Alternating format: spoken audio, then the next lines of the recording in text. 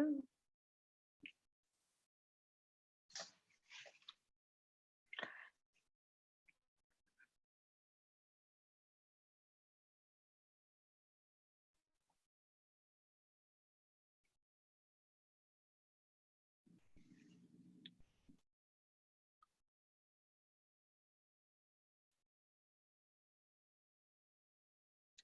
Hey, you.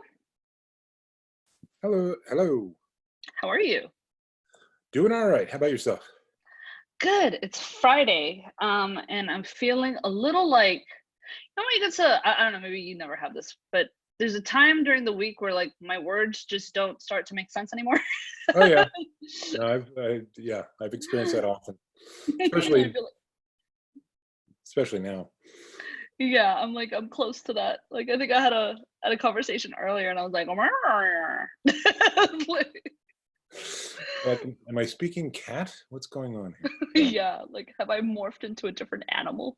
I know that I've really exhausted myself when I start switching words. I have a little bit of dyslexia, and I'll Mm-hmm. switch letters. But if I'm really tired, words switch, and that's when it's like, okay, I Ah, gotta stop. like I'm done. Well, Yeah. uh, well, I'm super excited. I think um, we have a couple of people coming through, and they seem to be really excited to be here. So Cool. Excellent. that should be really fun. Hope And so. then actually, oh, and you're more than welcome to come. I'm gonna do one of these with, I don't know if you know him, Rand Fishkin. So he Oh yeah. did, I don't yeah. know So him he, personally, but I know who he is. yeah. So he's going to be in June. Yeah, I'd So love to attend that. That would be great. yeah, yes, you're more than welcome to come through for All that. right, So it'll be cool. fun. Yeah, I'm in. Can I just see the waiting room? I've never really done a waiting room before. I don't know if I want to continue doing it. I might as well just let people in. I don't know why I did it.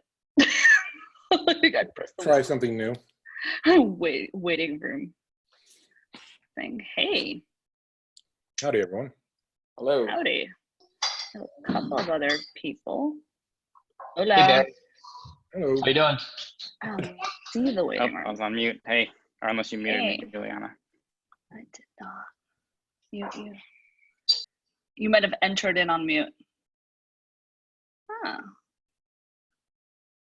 cool. Oh, maybe I do like the waiting room. Like play with the waiting room. Like I never do it. I'm like, oh, I don't know. I like it. I don't get a God complex here. Damn it. All right, cool. I think most of us are here. I'm waiting on 2 or 3, but they know that they should be on time. All right, guys. So I want to welcome you to one of our first, hopefully, Tinker Talks, and you know, name pending. But the idea is that we're all really, really obsessed with you know, sort of tinkering, tweaking, and testing, and love to get geeked out. So I wanted to create an environment where we could be unapologetically curious, and ask questions from, you know, people that we admire, and so we can all learn and succeed together. So that's sort of the framework for today. So I'm gonna give myself the opportunity to geek out first. Sorry, guys.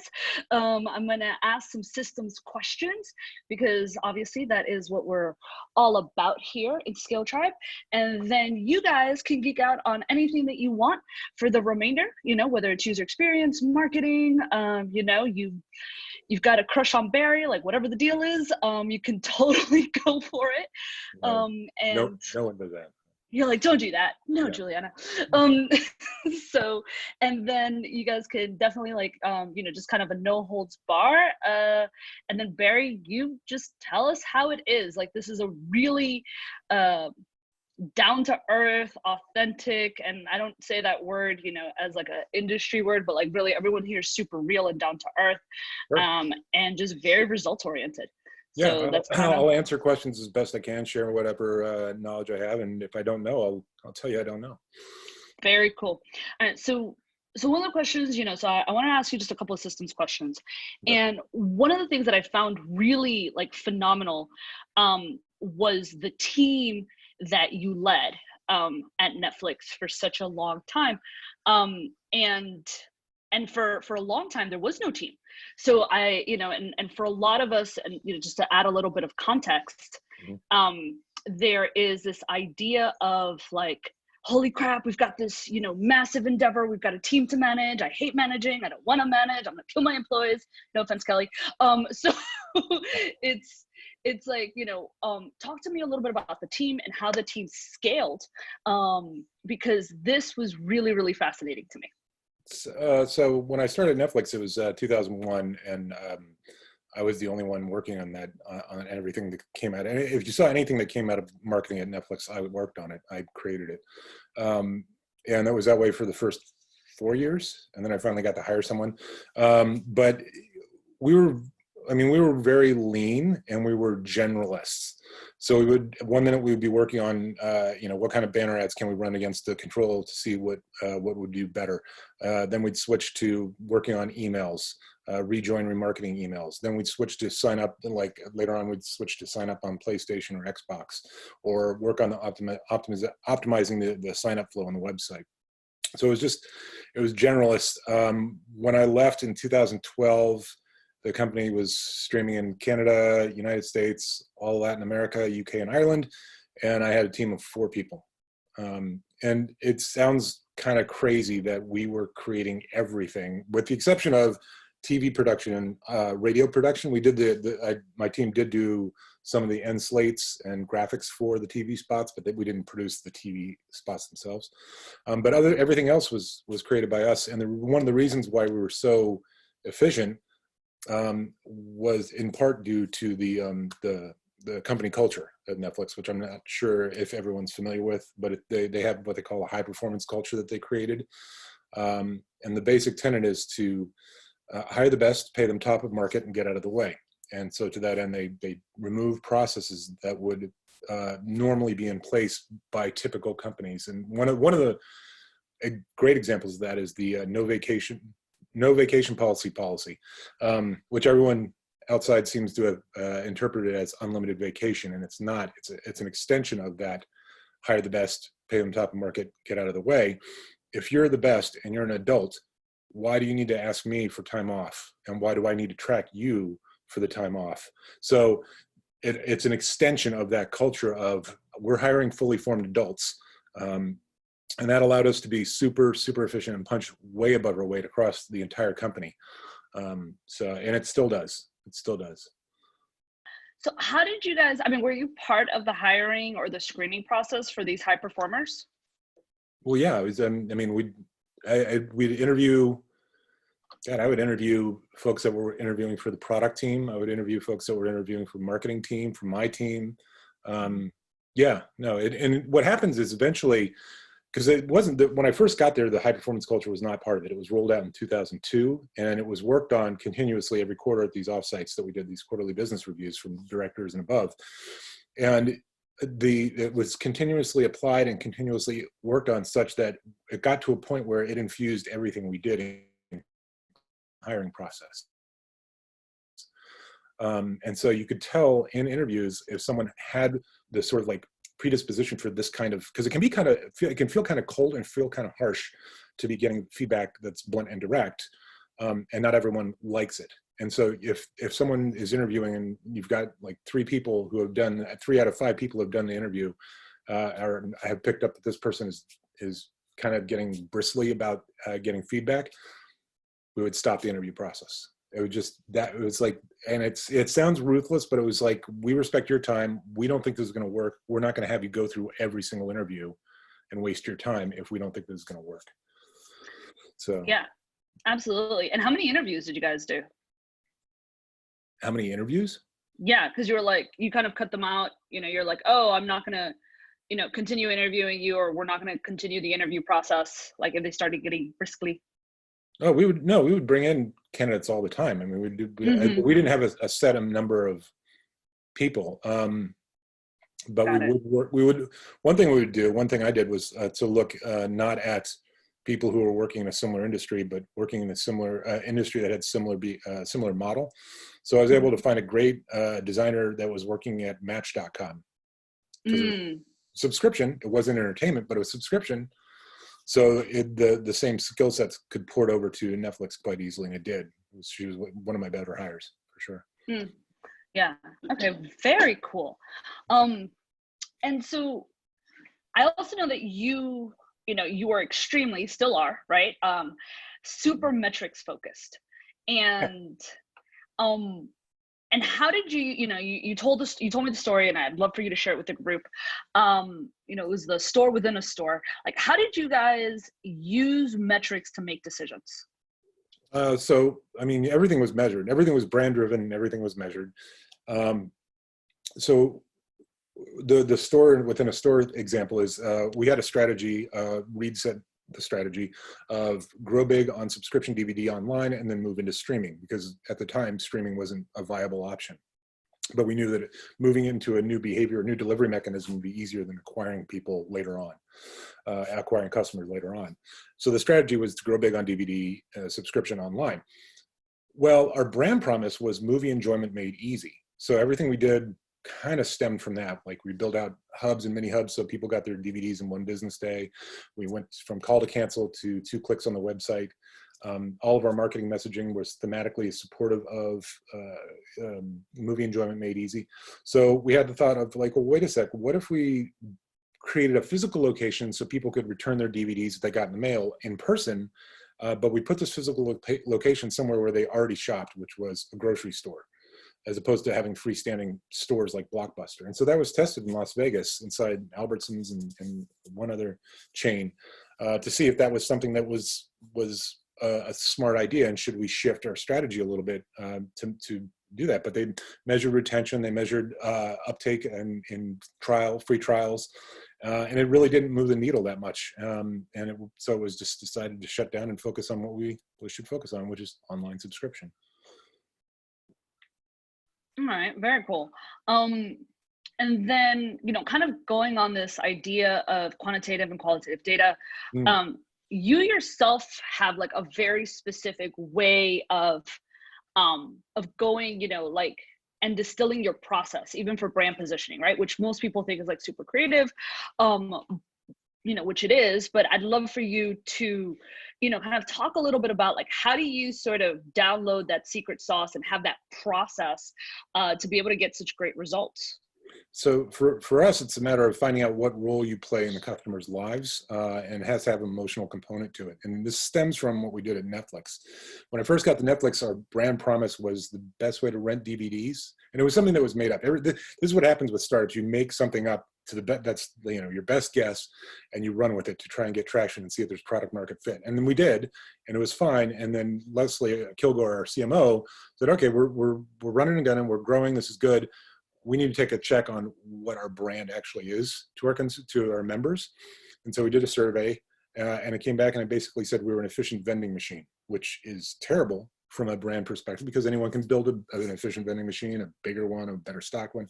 There was no hook in that at all. And so we went around the country with 2 different teams, research psychologists, talked to folks who had rented movies, who had gone to movies,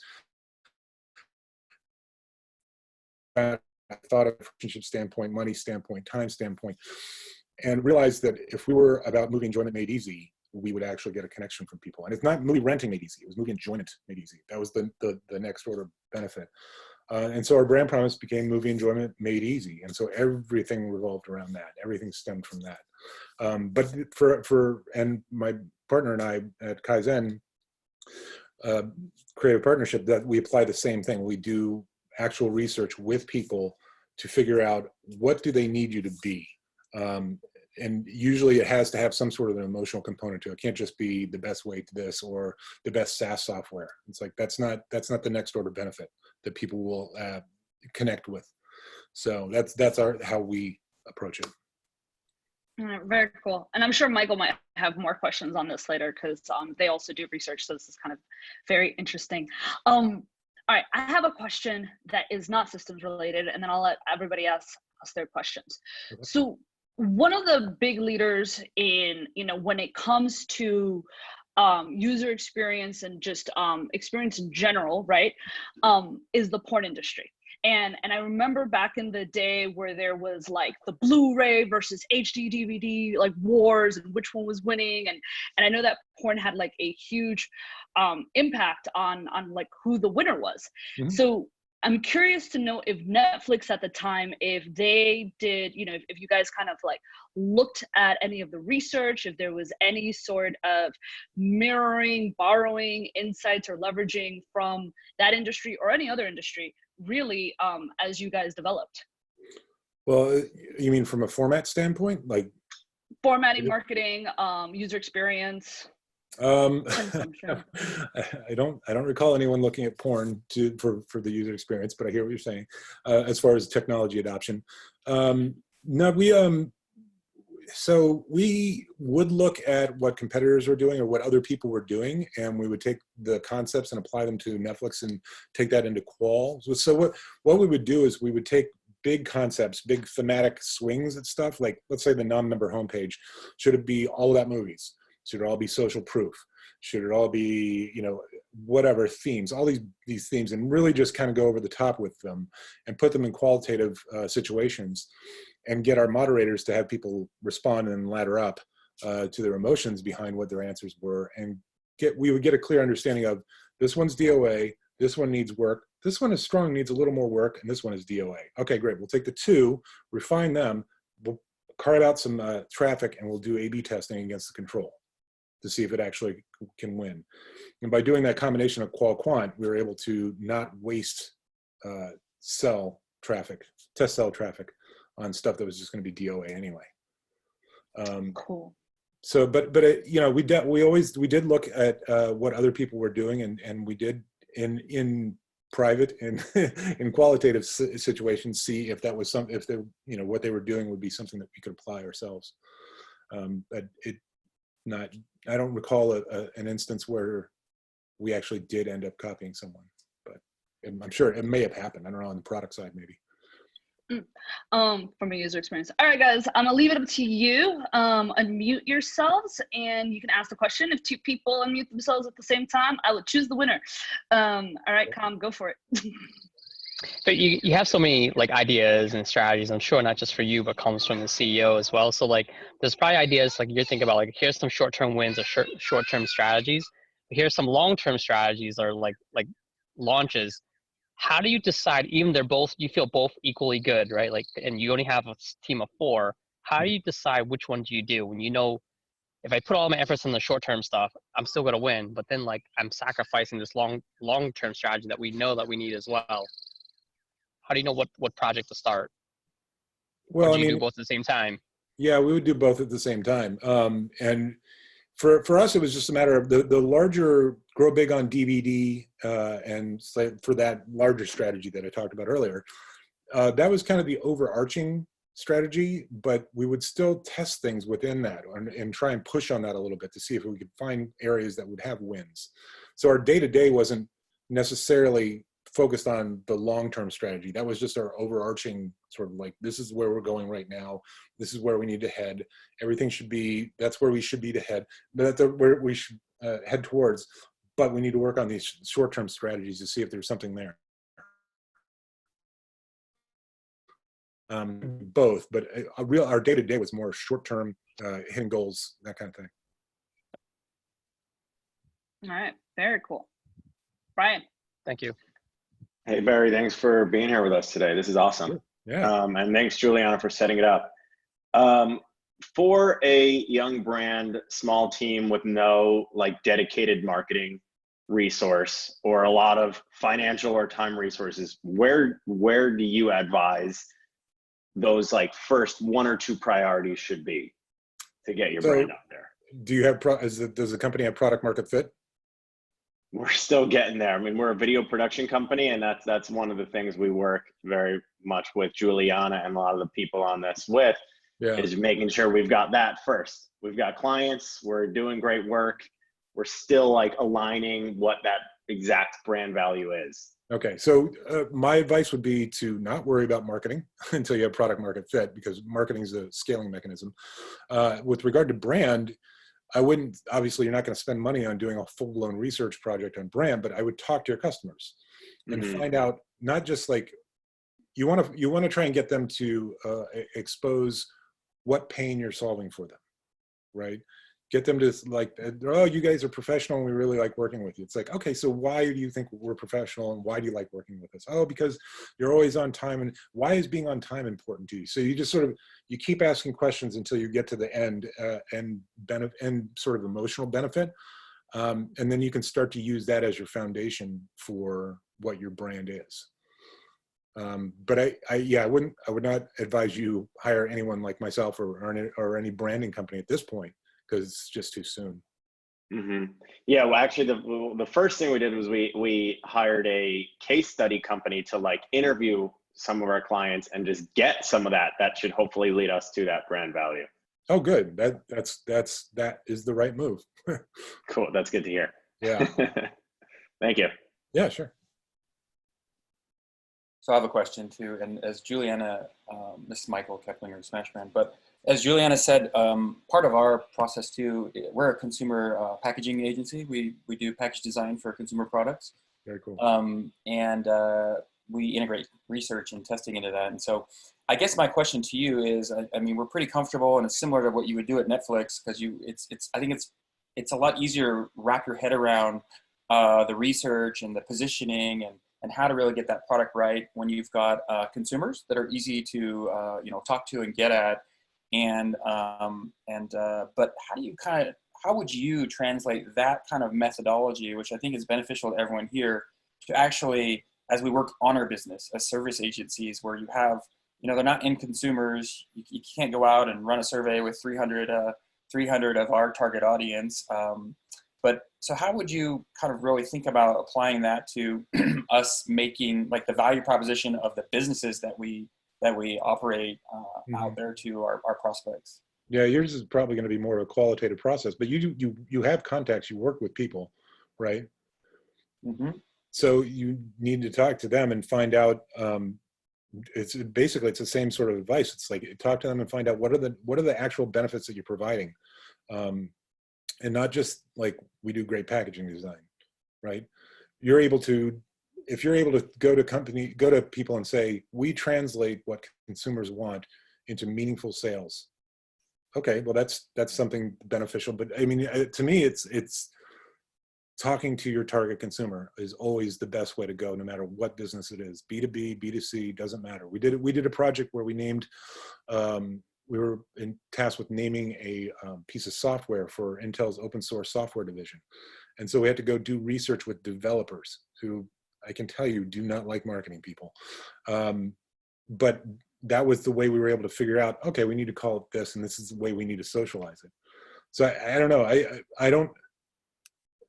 I would just say, basically talk to the people that you work with and find out what is it that you're providing to them.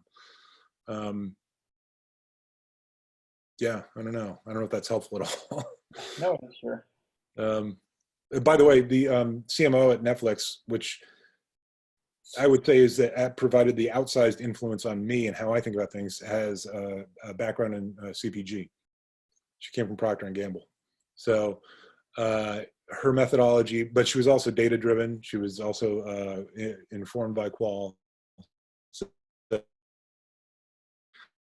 I've learned, and a lot of what we did at Netflix was driven by that background. Gotcha. Okay, thank you for that. Sure. Hey Barry, I'm Joe Brotman. I'm a creative director. I do a lot of marketing stuff too. And I'd love to hear, being on the creative side of the marketing industry as well, your approach for balancing, keeping a premium like first place brand, like you talk about, with balancing all of your strategies for testing new acquisition and dropping prices, and how do you maintain, trying to do your performance marketing with keeping a premium brand, and what does that relationship look like when you think about retention, especially on subscription end of things too, if they're coming in at a lower rate? So, boy, that's a multi-pronged question. So with regard to pricing, we started off at $20 a month, and we then expanded into 3 different options. And over time, we got to a point where we had 8 different plans. But all of them were in a response to trying to expand the market, right? People would not consider Netflix at you know, three DVDs for $20 a month, would they consider us 2 DVDs for $14.99 a month? And at one point we found out that there were certain people that would absolutely do not trust the free trial. And so we tested doing a 1 DVD a month for $4.99. And they said, oh yeah, we'll do that. So anytime we looked to doing that, it was expansion, or it was something that was strategic. We had expanded into the UK in 2005 when we were still DVDs by mail before streaming. And there was rumors going around that Amazon was going to jump into DVDs by mail. So we shut down the international effort, focused all our energy on the US markets, and then discounted the price to make it unattractive for Amazon to come in. So there's a variety of reasons for doing discounts, but we were loath to do discounts on an ongoing basis because it just trains consumers to look for discounts. So we had a free trial. And at first, during the DVD days, it was 2 weeks. During streaming, it went to 1 month. But it never changed. There was always a free trial. And it was one of the reasons we never did a deal with Costco, because they always want an evergreen discount for their members. And we're like, no. But on the creative, like when it comes to like performance marketing and message testing and things like that, what we would do is we'd look to the brand promise, create thematic supports. How do we pay off that brand promise in what we do?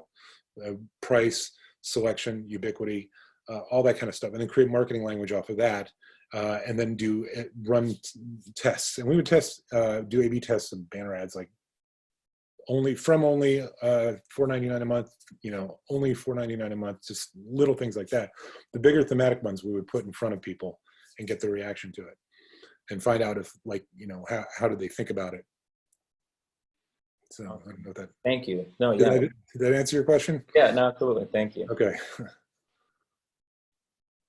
I have a question about, you know, I hear, thank you very much, by the way. I should say that before I jump in.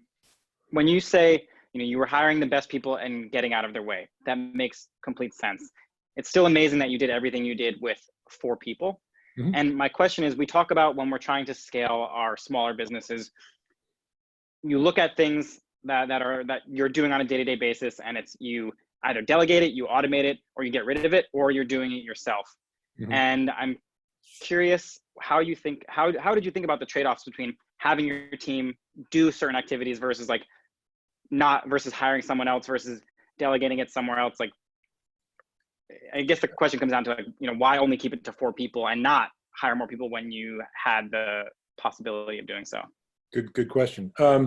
So the way we thought about it is, what were the quarterly priorities and the annual priorities for marketing in support of growing the business, and then what were we good at doing, proficient at doing, and what were we not good at doing. So if there were projects that came up that required, say, like building out an entire microsite with a game component to it, that's not something we would do. We would hire an agency to do it and just manage them. Right. So it was a matter of looking at our core competency, matching that up with the quarterly goals and the annual goals for marketing, and then prioritizing and knowing when to not try and take something on and when to take something on. Conversely, like when we started doing sign up via PlayStation 3, Xbox, and Wii, we had to figure out, how do you get someone to start signing up on the device and then go to their computer and finish it? Because you couldn't at the time finish. And that was something like, you know, we work on sign-up flows all the time. I think we can figure this out. And so we did a combination of qual and quant and did figure it out. So it's for me, it's a matter of what are the goals for the quarter? What are the talents that we have, and what are the talents we don't have? And what are their priorities? Okay, thank you. Yeah. I have a quick question. First off, Barry, thanks so much for being here, man. Yeah. You're talking about when Netflix was at a place where you guys were offering DVDs because, you know, streaming wasn't yet fully accepted, right? And now I kind of consider Netflix as one of the pioneers in kind of streaming culture. Mm-hmm. And I'm wondering what you feel was some of the biggest levers that you guys pulled to help gain traction for some sort of like innovative tech that wasn't as widely accepted as it is now. So again, like when I was hired, the strategy was to grow big on DVD and then move into streaming, because that was coming. Everyone in Silicon Valley, at least, had the idea that was going to happen. But we didn't really start seriously having conversations about it until 2004 or 5. And it was all kinds of solutions were thrown out there. At one point, someone had the idea of like, oh, maybe there's this refrigerator-sized device in people's houses and it downloads 10,000 movies overnight. Like, there was some out there stuff, but it was like, we're trying to figure out what does the future look like. So everything was considered. And they eventually came up with the idea of streaming, which is actually progressive downloading. It starts downloading the data and then it gets faster and better and better. And so the problem was the only context people had about streaming at all was YouTube, short, glitchy video clips that weren't very good. And in fact, we couldn't even use the word streaming when we launched. We did focus group after focus group and everyone would call it streamlining. So we couldn't use streaming as the word. So we had to say instantly watch movies and TV shows. We had to describe what you could do. But the other thing that we did, which was not my call, but it was very smart. I don't want to take credit for it, but was that we rolled it out as a benefit, as a free add-on to your DVDs by mail, right? So the quality was terrible. The picture quality was terrible. The content library was small and terrible, but who cares? It was free. It was something you could do if you wanted to. And it was only available on PC. That was the only thing you could use to stream. Then eventually the catalog got better. You could stream on Mac, you could stream on Xbox and PS3 and Wii, which the reason why we went to those next was because those had the biggest installed base of users that we could they were already online, they were already interacting online. They were like a built-in customer base. And then we charged a little bit more. We charged a little bit for it. Then we charged a little bit more. And then we got to price parity. Then we did Quickster. Then we went walk that back. And then, you know, it's streaming so it was kind of like it wasn't, at no point did we try and handbrake everyone. Although, you know, I guess Quickster was kind of a little bit, but there's a whole backstory to that. But it wasn't like Netflix said, okay, everyone, now you're streaming. It was a gradual thing, and I think that benefited us tremendously. And I think being early and thinking about it and working on it put us ahead of the curve. And I've still, to this day, I'm still astonished that it's now 2019, 2020 is when we start seeing streaming services fire up. Like, it took 8 years, like 7 to 8 years for them to get the idea through their head that maybe we should take advantage of our own catalog and fire up streaming services. Yeah. Which is why, of course, they're now in Netflix is a movie studio and does original content. Appreciate it. Thank you. Yeah, sure.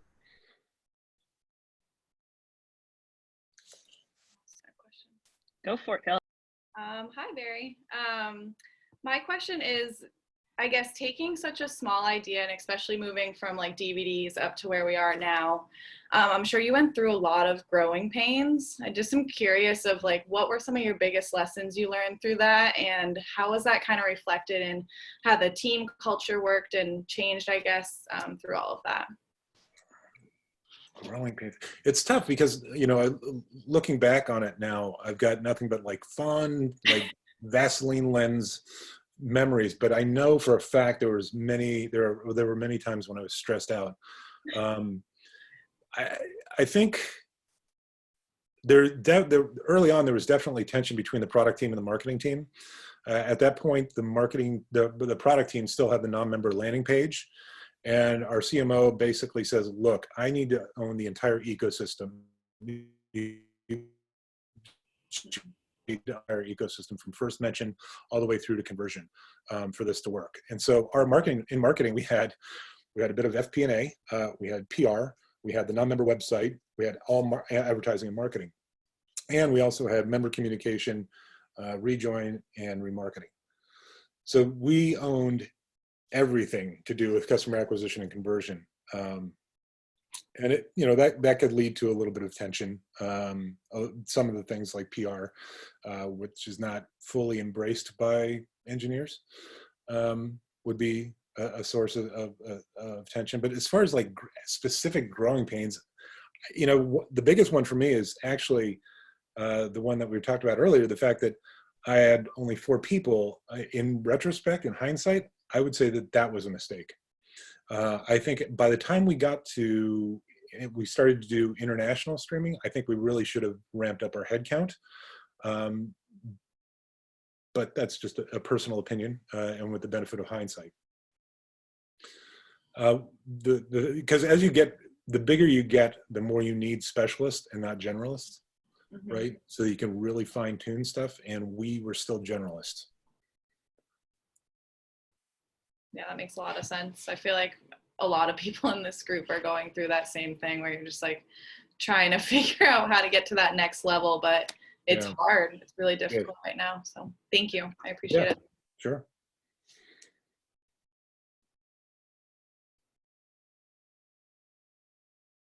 I think you're muted. I think you're trying to ask a question, but we can't hear you.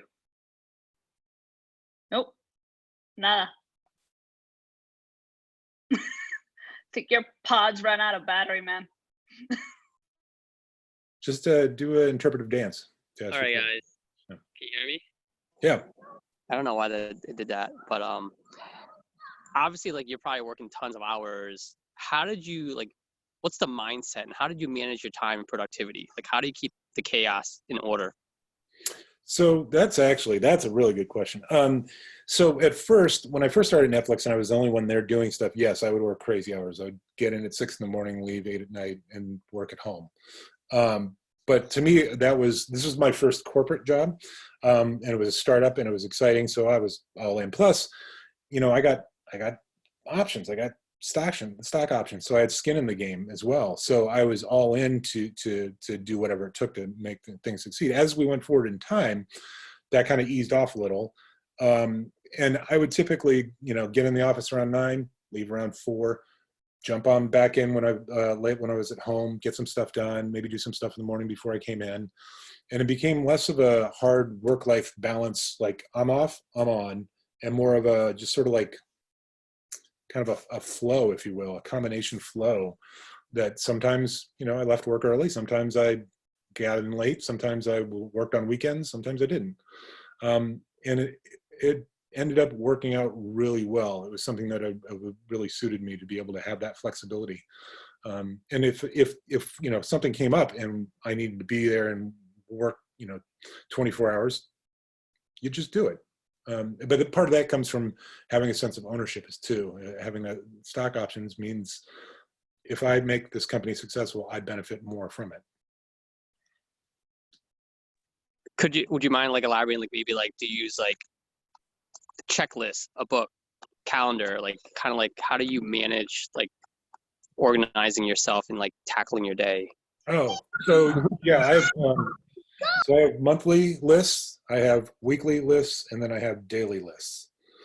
And I just basically kind of every day go through each one of them to see what needs to get done and see if it needs to be added to or taken away from. So I'm a list guy. Awesome, thank you. Yeah. Barry, I had another question. You've written about and also in this call talked a lot about how the brand promise drove everything in the business. Mm-hmm. We're still trying to figure out exactly what that is, but I also imagine like I could see our company coming up with a brand promise and then there being many times where like that brand promise runs up against like the decision you actually want to make. I'm curious if you ever face like tough decisions, like maybe it was for a short-term opportunity or something where the brand promise came up against the decision at hand. And yeah, that's a really good question. I can't remember any specifics, but I know that we did have that happen. I think what we would do is we would test the idea before we would try and put it into A/B test or put it out in the real world. But there were certain things for our brand that our CMO just decided, like trying to own the color red in our space, kind of like Coke does in beverage and Target does in retail. That was a decision by Leslie, and that was that. There was no going against it. And believe me, a lot of people get brand fatigue when it comes to visual branding. But it was non-negotiable. But when it comes to like doing stuff that may have an impact but might not align with the brand promise, you look into it, you test it, you research it, you prod on it, you see if there is something there. And if there is something there, then maybe the brand promise isn't quite where it needs to be. Or maybe it's shifted because the brand promise is not written in stone. It has to evolve with time, competitive landscape, consumer behavior, that sort of stuff. So it's a matter of just sort of testing it.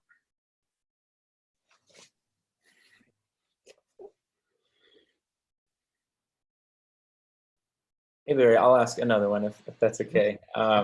In terms of the evolution of the Netflix logo over time and the Netflix brand, I would be so curious to hear your thoughts on what's your approach for a good cadence of rebranding your business, and what is that, what is that relationship between your customer and expecting the evolution of your own brand to them? Yeah, so I'm a big believer that you don't do a rebrand unless there's a strategic reason or a strategic shift in the company. So for Netflix, they had a terrible purple logo, which you can look up online. First, that was the first one. That just had to be redone because it was awful, right? if a logo is fundamentally, if you look at Apple's first logo, it's terrible, right? So you have to take care of that. But then they came up with another one that was kind of almost looked like a 60s TV with rounded edges. It was yellow and black, and it didn't really mean anything.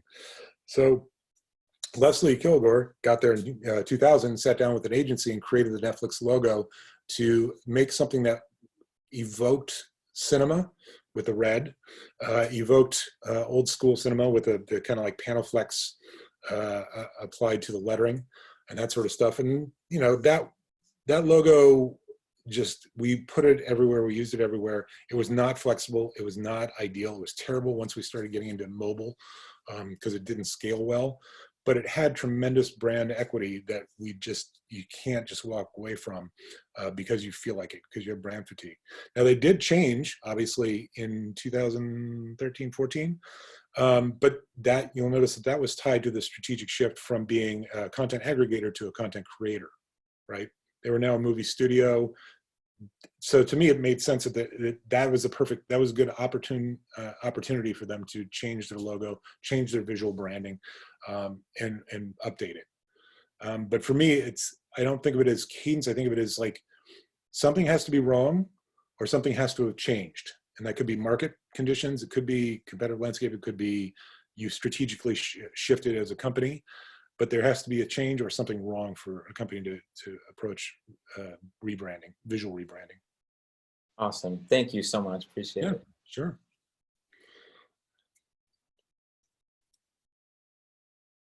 I have a question, and this is kind of to piggyback off of Michael's original question on, like, if you're in B2B or if you're in service and you're trying to aggregate or, ask your customers around, like, okay, what is it that you're providing for them?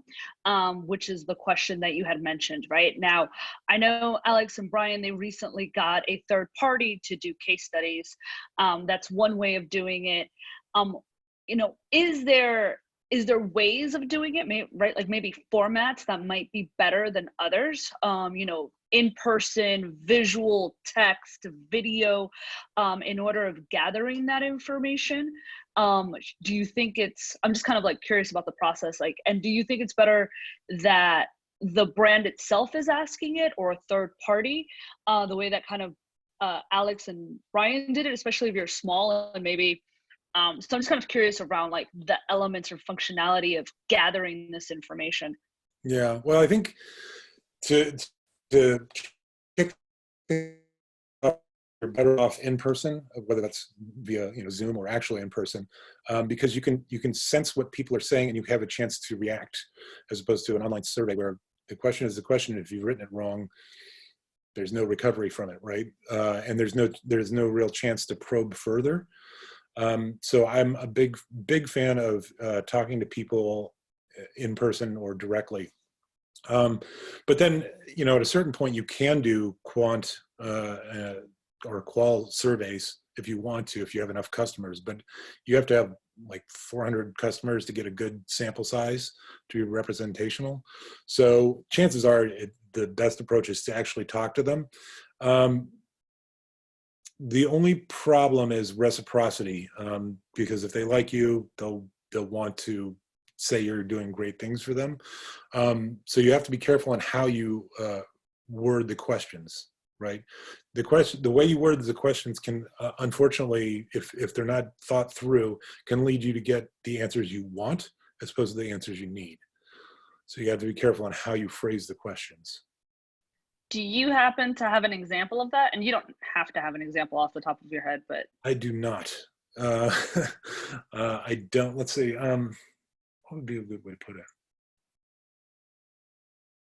no, like I totally understand. Like, like you don't want to be like leading the, the answer via the question, but I was just kind of curious. And well, and you also want to get to what you want to learn. You don't want that. You're not looking for validation. Yeah, absolutely. Yeah. Hi guys, I see my kids changed my computer name, so that's great. Are you Max and Colton? Wow. I'm Max and Colton, yes. And apparently you need to, I hope you celebrate your success, because my kids can't watch regular television like we did. They like swipe it, or they're like, what is this? I'm like, it's live television. They're like, you can't sit through a commercial. Yeah, so. That's awesome. I remember a friend of mine years ago, his kid went up to the TV and started doing the swiping thing. Right. Like, yes. not yet. Mine too. Yeah, there you go. Yeah. Yeah. So I should grab him and be like, this is the guy. Here he Oh is. no, I'm a guy. I'm not the guy. Yeah. Yeah. Well, branding for me is always honestly kind of frustrating, because I come in at the very, very end of the process. Okay. So my company does events, which is awesome right now. Yeah. So they're, it's date, when, where, right? Yep. And a lot of them just are really lacking that, the color strategy, that they're lacking so much branding. But I'm so far at the end that I have to get people excited to get off their chair, go into their car, and drive down to the Colorado Convention Center. So what advice would you have for someone like me that does event marketing at the tail end? So I use social, all the, television, radio, digital platforms, but their branding's already done. Right. So you're asking like, what would I recommend to get people excited about? Or I'm sorry, I'm not. Well, yeah. So, I mean, sometimes they don't have like branding in the marketplace. Okay. But they just they're already going to launch. So there's no testing. There's no, those steps are lacking. Oh, wow. Yeah. This is a real thing, Barry. This is a real thing. Yeah, and I can still get people to go. So that's, I have something there. And sometimes she's got to put stuff on billboards, which is really big with no or really crappy branding. So like, how do you go about that? Given the fact that you don't have the time to be like, hey, I need you to do a whole brand strategy and like get your brand up so I can get a decent logo to use it. She's just kind of on the fly being like, all right, I'm gonna take your crappy branding or no branding and then get other people excited about it. Oh, wow. This is, I have not experienced this, but if I were in your shoes, I would try to develop benefit-driven language that helps to get people excited about it, and then have visuals that tie to that message to the best of your ability. I feel for you. That sucks. Absent branding, all you can do is try and like figure out like, okay, why should people care about coming to this event from this particular company? What's the big draw for them? Just, oh, you'll learn things. It's like, no, you'll improve your business. You'll increase sales. You'll have a better life. Things like that. That's the only thing I could think of off the top of my head. Well, I always go off like the life group. So I do like the Denver Boat Show and the Denver Golf Expo, and I have the National Western Stock Show, and like almost 1 million people attend this event. Been so over 16 days. So, I mean, but so I always play off sort of the like passion of golf or passion for agriculture, and that's what Colorado's built on, and is our ag is our number one industry here in the state of Colorado. Yeah. So kind of going off of like going off of their emotion for that passion. Yeah, that's good. I mean, wow.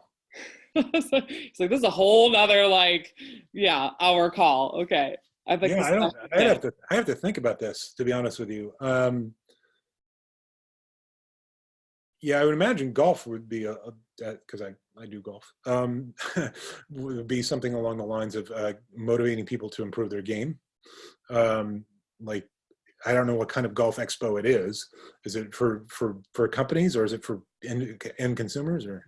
Yeah, so like all of our golf courses are there. All the latest, demo the latest clubs, interactive, games. Yeah. Yeah. Wow. I I was not expecting this kind of question. I would say, yeah, benefits and sell the dream. And if, yeah, the companies don't have any sort of brand work done, yeah, you make the brand for them, basically. Yeah. Right. I mean, really challenging. Yeah. No, I don't doubt that at all. Yes. Sorry, I couldn't be more helpful. No. If you think of something, yeah, let Juliana know. And yeah. Okay. All right. Thank you. Thank you for everything. Thank you. Sure. Yeah, of course. Can you guys hear me? Yeah. All right, my pods are working now. Piggybacking off of that, I was thinking this question probably was, there's a balance of like creative and context, like the message. Where I hear my kids. Do you feel one at the end of the day when you have to like make a decision? Hey, we're against the deadline here, guys. Like, I don't need it to look perfect, or I need the message perfect. Like, which one has more weight, the creative or the message?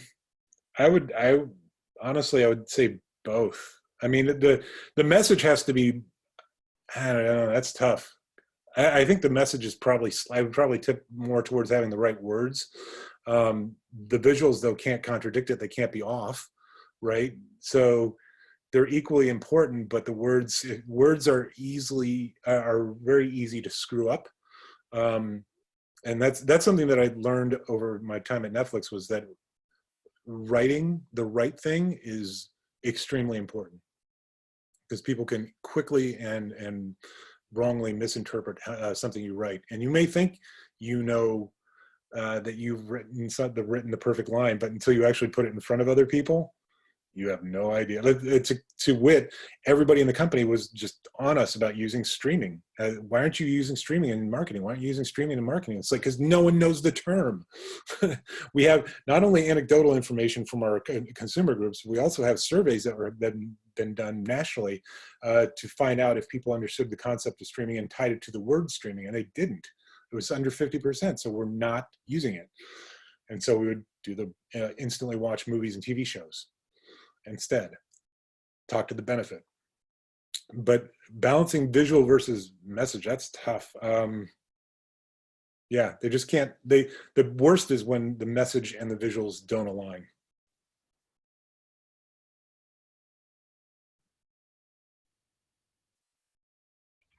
I'd love to throw one more at you if no one's got another one.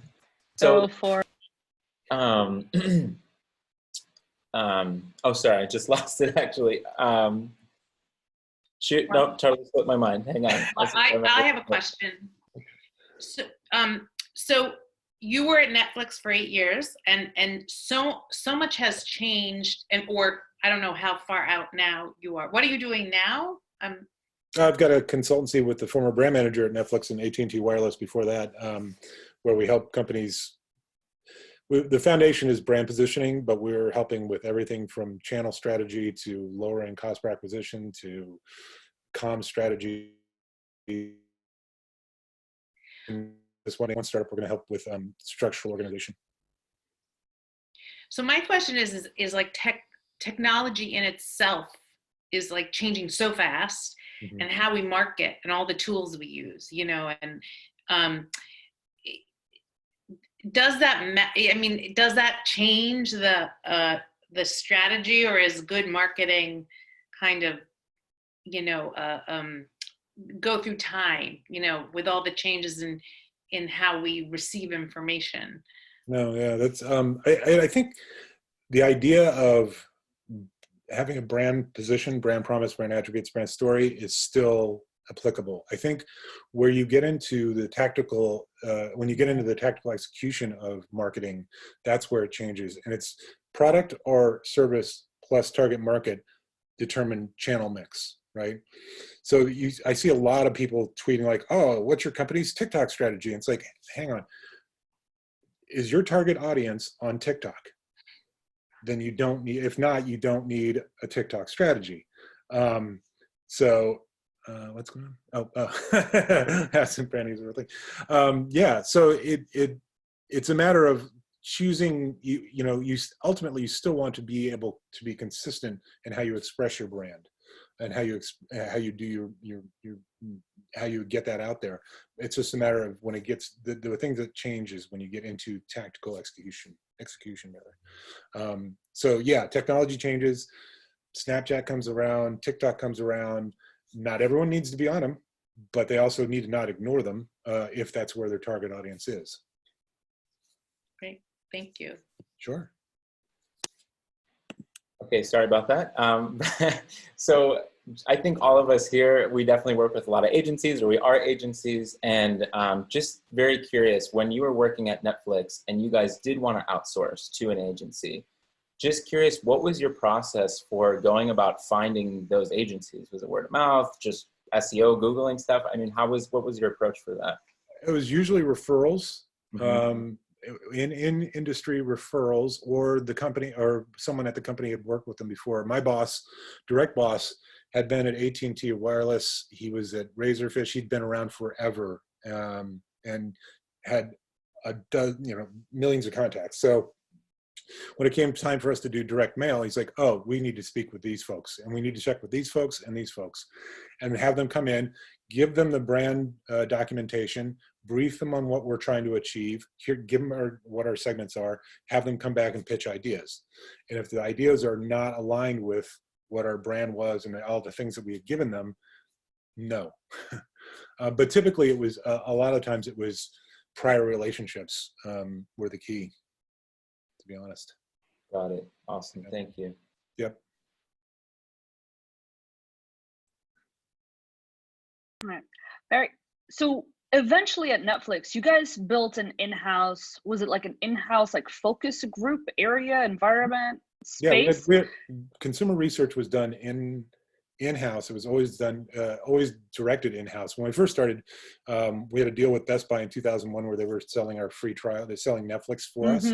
And they also agreed that we could use their stores. So we would do guerrilla consumer marketing. We'd just walk up to people who were buying DVDs and say, hey, we'll pay for all those DVDs if you give us feedback on some stuff. We want to see if what we think it's saying is what it's actually saying. And we go in the break room, and it's completely less than ideal from a research standpoint.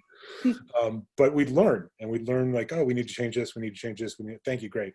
And we do a number of those, and we drive back down the freeway up to Netflix headquarters and do that. But we had facilities built out in-house. We have research in-house, but we would also take advantage of research facilities around the area. And we found that South San Francisco was kind of a proxy for the rest of the country with regards to consumer behaviors and thoughts and stuff like that, where San Francisco was early adopters. So we rarely did research in San Francisco.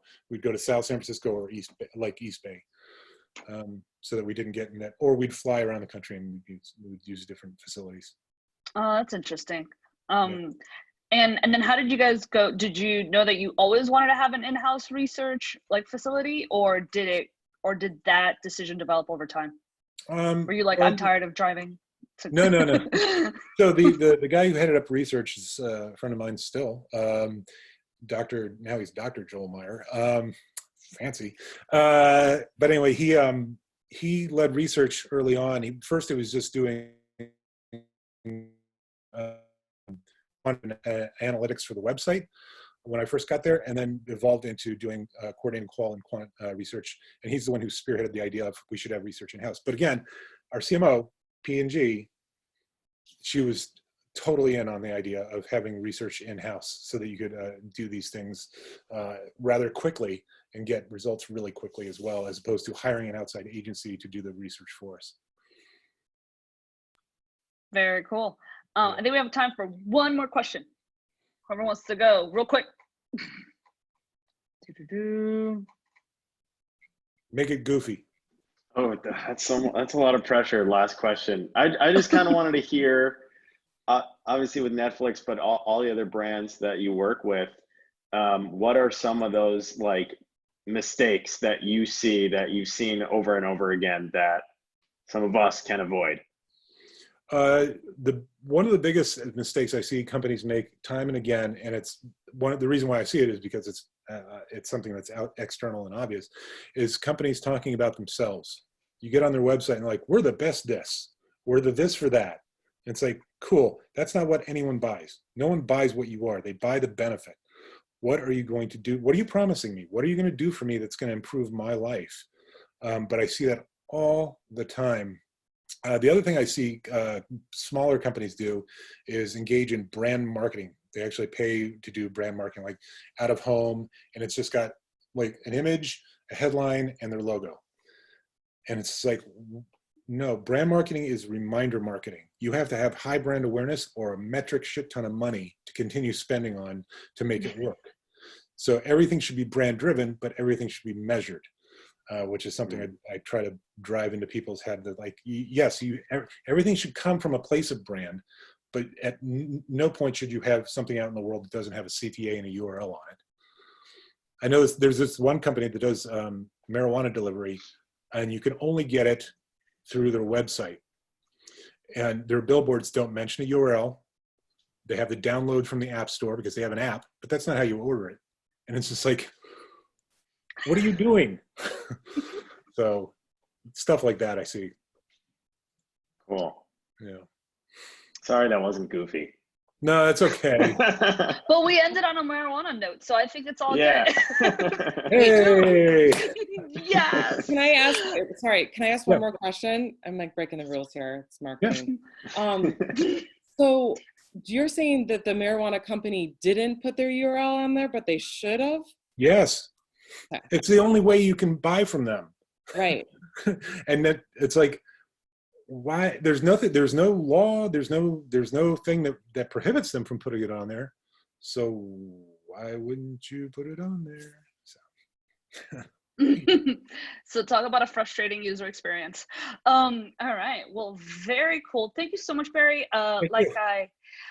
We have next month on Tinker Talks, Rand Fishkin, founder of Moz, which is really cool.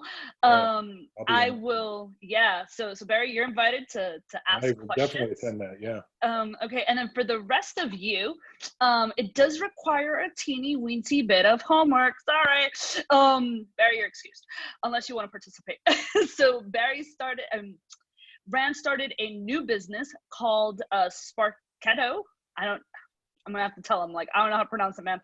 And it's a super dope, like getting audience insights, knowing your, what it does is that it crawls all your like social media profiles and it aggregates them. So, and it's super cool. And there's a free version. So I voluntold the community that we would basically get on there and give him some user feedback. So I'm gonna put together a document in a Google Doc, and I thought it'd be super dope if we could do this for him, because I think he only has like 100 and X amount of subscribers right now, because they launched like 2 weeks ago. So it's a super brand new thing. But I was playing with it and I was like, oh, this is dope. I was really geeked out. So I figured as a community, we could kind of put that together for him. So when he comes, in kind and reciprocity, he'll be really happy with us.